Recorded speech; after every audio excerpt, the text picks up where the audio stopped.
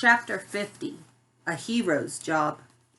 Keisha, Albert, and I take our time walking home.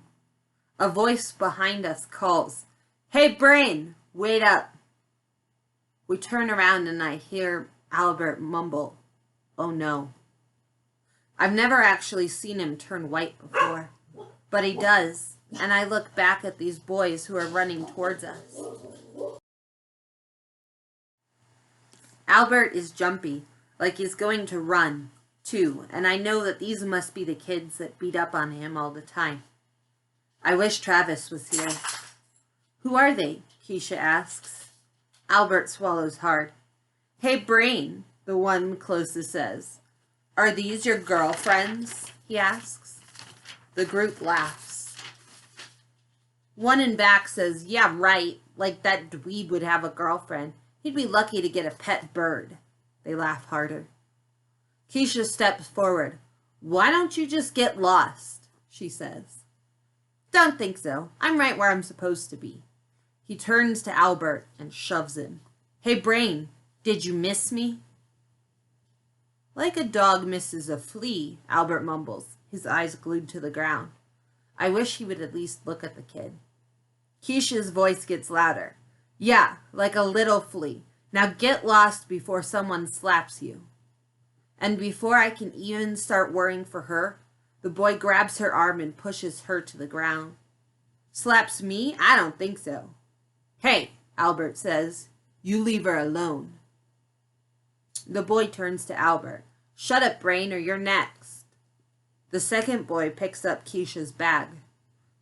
"What do you have here?" He turns it upside down, dumping everything out of her backpack. "Look," the third says, "a book with sweet little cupcakes." "No," Keisha yells, "give me my book back." Albert is shaking, actually shaking. "Hey," I say, "you leave us alone." And when the kid turns and looks into my eyes, I'm really scared. I feel like I'm going to throw up. Keisha tries to get up and the first boy pushes her back down. He moves his foot to step on her, but doesn't get the chance. Albert, peace-loving, I will never stoop to their level, Albert, pulls the boy away from Keisha. He turns him around and holds him by the front of his coat. The boy's toes barely touch the ground. "You do not touch her again," Albert says, with a voice that I didn't think he had. Keisha jumps up and runs over to me. She stands next to me, squeezing my arm. Hard. "I'm tired of you beating up on me all the time," Albert says. "You have no right to treat me like that. And you don't even fight one-on-one. You gang up on people like cowards." Albert throws him down on the ground, tosses him like he doesn't weigh anything. The other two boys charge, but Albert grabs one and throws him on top of the first kid. Boy 3 turns and runs away. The first boy stands up. "You want to fight, Brain? I'll fight you." He charges at Albert and hits Albert in the stomach. I've never seen Albert mad before. He hits the kid one time, and the kid goes down. Through his moans, he tells his friend to get up and fight, to get Albert for him. The second boy sits up like he's thinking about it. Albert's feet are far apart. He leans forward. "Do you really think you want to do that?" Albert says. The boy shakes his head. Albert takes a step towards both boys on the ground. "Don't you ever touch my friends again. Ever. Or you'll answer to me." Keisha and I gather her stuff and put it back in her bag. "Come on," Albert says, looking at us before turning to walk away. We follow him. I'm surprised that Keisha's quiet for as long as she is. I feel like I'm going to cry, thinking how Albert has come to school every day with those bruises for all this time. We always asked him what it would take for him to fight back.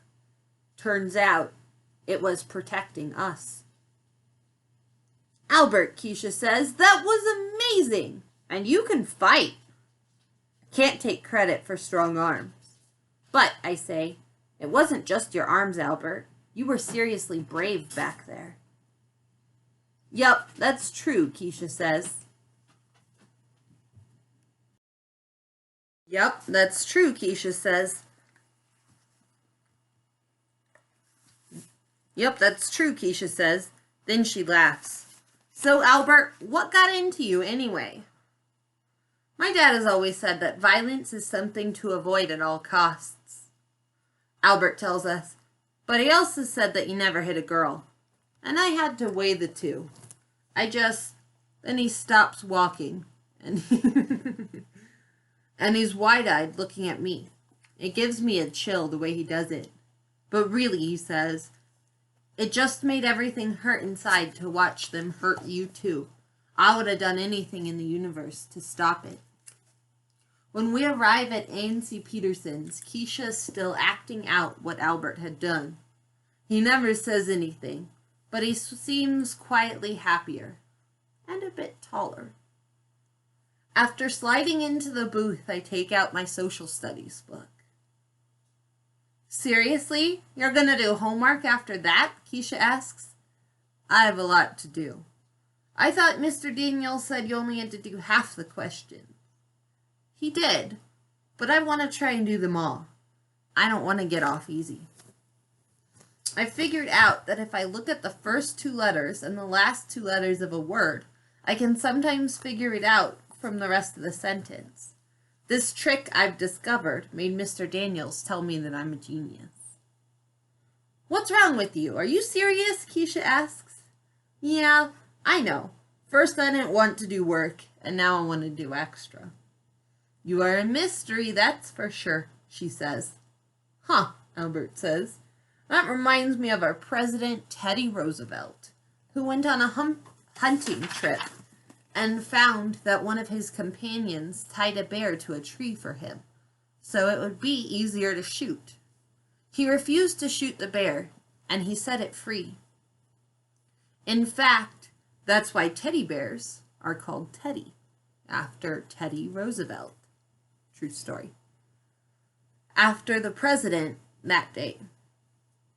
Keisha shakes her head. Man, you've got a story for everything, Albert. I do not provide the stories. History does. You know, Albert, you kind of talk like those guys who narrate the movies at school. From History Channel and stuff. Why, thank you, Keisha. Based on Keisha's expression, I'm not sure it was a compliment exactly. I lean forward and look at Albert. You know what else is a tremendous achievement? What? Sticking up for friends against guys that have used you as a punching bag for months. You wailed on them, didn't you, Albert? You should get a medal or something. Albert gets a bit straighter. Well, it was just one thing I did one day. He turns to me. Not like you, Allie. Huh? When Mr. Daniels told us about people with dyslexia, I mean some of the greatest minds the human race has ever seen. I've been kind of wishing I could have it too. Did he really just say that? Keisha laughs. Sometimes, Albert, I thought you had nothing but facts stacked up in that head of yours. And then you do what you did today and say something like that. You know what you are? His eyebrows jump. Keisha leans forward. You are one good friend, Albert, she says. That is the end of chapter 50. Thanks for your help, puppy. And my question for you for chapter 50 is I'd like you to explain why Albert finally stood up to the boys who had been bullying him. Do you think he did the right thing? Why or why not? Let me know.